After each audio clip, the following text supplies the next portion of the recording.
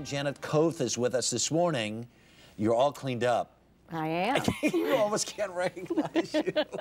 Well, you know, it's really not hard to improve on that jungle frump look I had going on. My goodness, my goodness. Now, here's the thing. I've been talking about this all morning. We've got to get it out of the way first. Okay. Right? Yeah. She said they saw you with the granola bar. And then you said on the show last night, did not bring the granola bar in.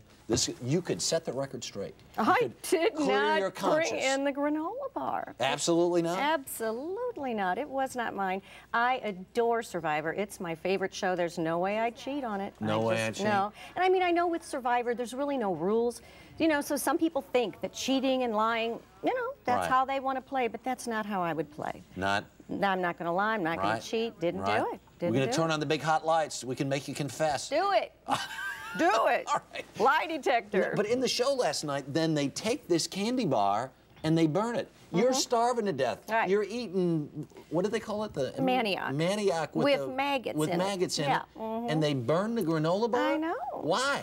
Well, it was just like it was this, you know, contraband that was brought in, and nobody wanted to be a part of it, and they were afraid that if somebody said, you know, oh, let's divvy it up and eat it, that might prove Right. guilt of some sort, Right. you know, so they just decided, let's throw it in the fire. I would say of the survivors that I've watched, this seems to be the most mean-spirited, most gloves off. You're a fan of the show. I love the show. Was it harder or crazier than you expected it to be? I really feel like on this one, they turned up the heat. Yeah. I think that the people have stronger personalities than ever before, and certainly the environment was just so harsh. What is so with harsh. you? The men build their shelter right away. Yeah. Last night, I'm sitting there watching. You have no shelter. Yeah. People are laying around. They got bad attitudes. It's awful. Well, but the laying around, I think, Just exhaustion.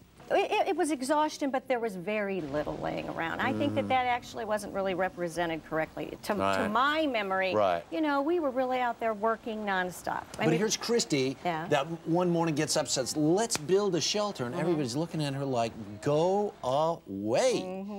And it's now, is it my imagination? It seems to me they're not cutting her any slack. From the standpoint, she can't hear a lot of the conversations. She goes to you and says, help me out here. Help me understand what's going on. Right. And you end up victimized by it. She ends up victimized by it. What was that all about? Well, Christy and I actually, it doesn't, you know, there really isn't time to show everything that went on. She and I had a really close relationship, and we really bonded. And I think I don't hold my teammates responsible. I don't think that they gave her a chance, but I don't think it was really out of mean-spiritedness. I think that we were so busy trying to survive. Right. You know, get the wood, chop the wood, we need the fire. Water, you know, and water, all this, water. That as far as, you know, interpersonal relationships, I think it suffered.